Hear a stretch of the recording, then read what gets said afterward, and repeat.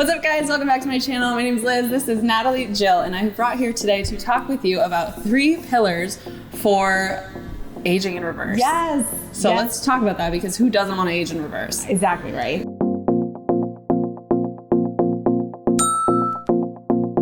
I'm actually 90, but like I told you, I was 47.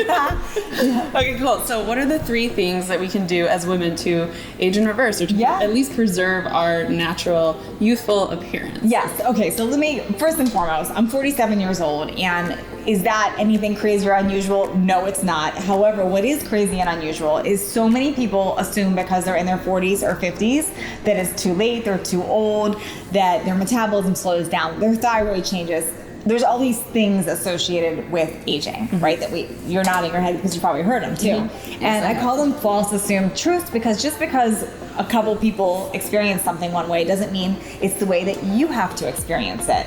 And there's so much power in the mindset around things, because if you believe you're too old and it's too late, then you are too old and it's too late. Yeah, and then you don't even try, because you're like, well, I'm too old. Yes, and then you don't even try. So what I'm gonna share, it's more about your ability to change from the inside out versus like what you can put on you to make yourself look younger. Because yes, we can all do that too. You can go have surgery, you can go put things on your skin, you could do all kinds of things to look younger, but I want you to feel younger so that you mentally are still open to starting your own business or creating the life that you want, or going for your goals, your ambition, or getting in the best shape of your life, or whatever that is. Okay, cool. Okay. Good distinction. Yeah. Yeah. So my book, Aging in Reverse, what I do is I touch on 3 pillars. Right here. Aging in reverse. Yes, 3 things. And what it starts with is changing your state, which is your mindset. And then ultimately planning your plate, because nutrition does get more important. And then how do you lose and ultimately love your weight versus looking at it from, I hate my weight because I'm getting older. So that's the fundamentals of it. Okay, cool. So let's go into the first one. Yeah. So the first one, change your state. Nothing happens, nothing improves if you don't decide that it can, that it's possible. So that's first and foremost. If you're listening to this and you're thinking, I'm too old, it's too late, or your number of reasons, because we all have reasons why something isn't working for us.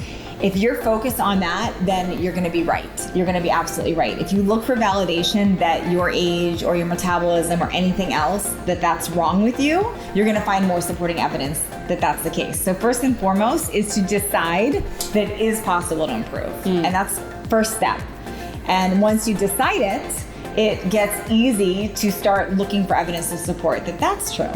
So for instance, if you're looking up at 47 years old here, if I'm looking up other women in their 40s that are struggling with things, I'm gonna find that. But if I switch that and I start looking for other women in their 40s that are thriving, I'm gonna find that. So it's all about what we decide to look for. I love that. So that's first and foremost. And then the second thing is to actually make a declaration that you're going to go for something. So a lot of times we say that we're going to try something, like I'm going to try this program, I'm going to try this way of eating, or I'm going to try this workout, or I'm going to try this thing. But trying is not the same of actually declaring it. Like, this is happening because I said so. Because I said so. Like, this year I'm getting in the best shape of my life. This year I'm starting a business. This year I'm doing whatever, because I am declaring it. Yeah. And I said so. Yeah, it's like languaging is so powerful. We kind of, well, I'll speak for myself. In the past, when I wasn't paying attention to my languaging, I would soften it down. I would give myself permission to not fully go into something. And the declaration piece, and just being cognizant and conscious of the language that you're using, because your words are your wishes. I say this all the time.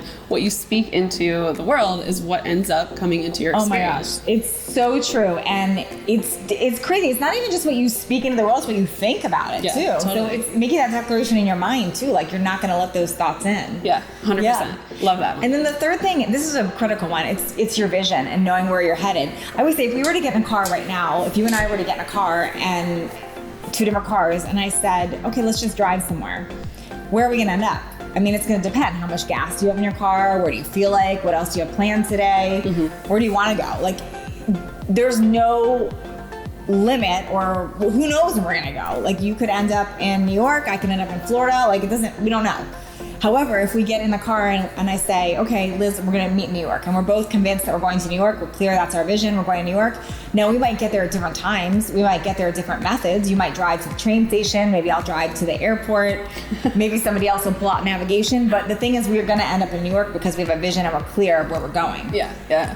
Now, most people operate in life with, who knows? Let's just see what I feel like. Yeah. So I'm getting older, but I don't know what I'm going to work on today, or I don't know what's going to happen. We're leaving everything up to chance versus actually being clear on our vision and what we want to create. So part of that pillar of changing your state is deciding that you're going to age and become your best you possible. Like, you're going to get better with age.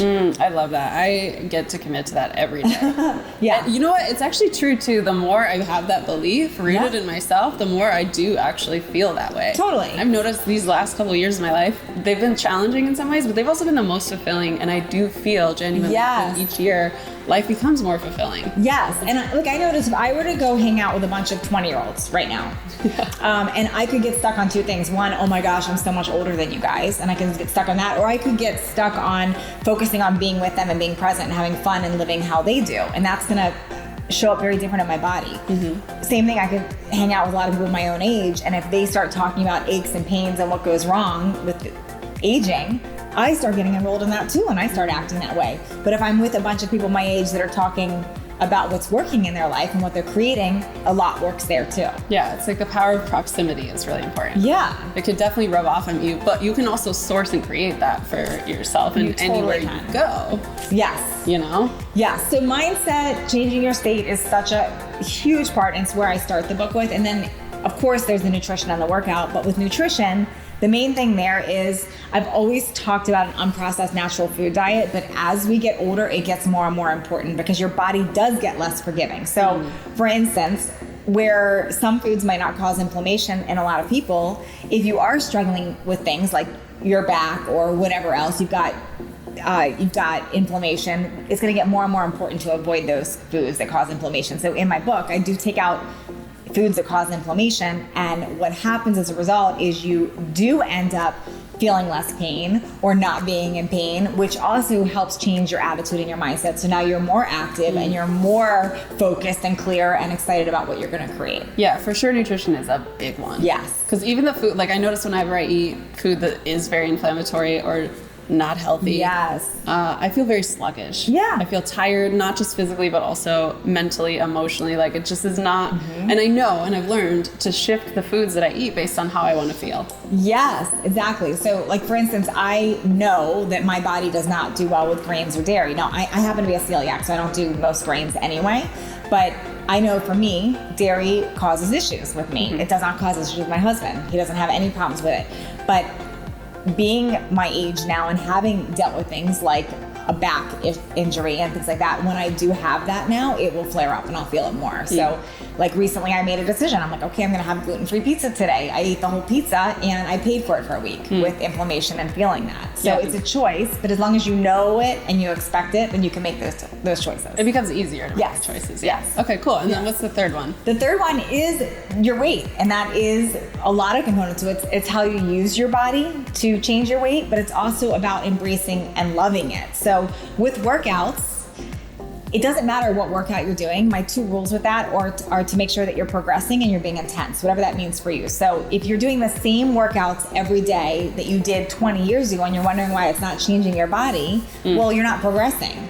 So you still have to progress. So whatever workout you choose, it's making sure that you're progressing constantly and that you're being intense for you, so creating intensity for you. It doesn't mean you have to go for hours or do anything crazy like that, but it's what makes it intense for you. And we all know when we're being intense or when we're cheating it.